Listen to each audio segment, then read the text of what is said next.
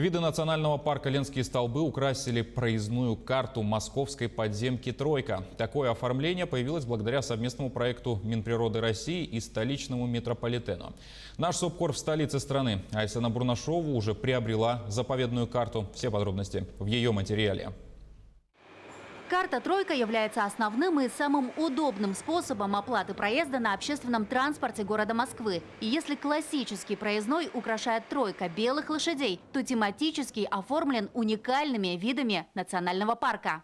Приобрести заповедную карту с изображением ленских столбов можно в специальных автоматах, расположенных у центральных касс московского метрополитена.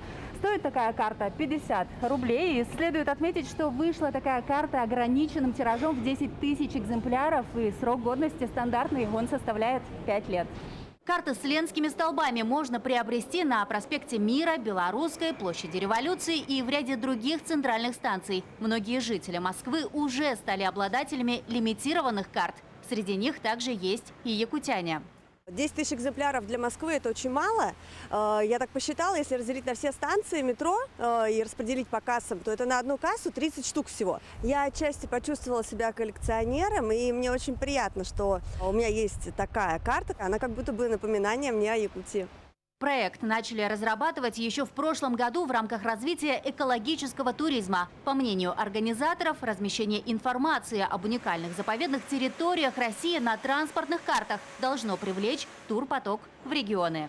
На карте размещен QR-код, который предполагает переход на ресурс, где будет размещена как раз-таки информация о ленских столбах и, в общем-то, о всех заповедных территориях, по которым можно погулять и посмотреть. Ну, соответственно, опять же, сделать определенный выбор с точки зрения настройки своего маршрута и путешествия по России и заповедным местам. Московская «Тройка» с изображением ленских столбов уже второй по счету продукт Минприроды. Ранее были выпущены карты с Катунским заповедником на фоне высокогорий Алтая. Также в рамках проекта ожидается выпуск еще 3 территорий, расположенных в Московском регионе и в Республике Бурятия. Айсена Бурнашова, Виктор Олесов, Москва.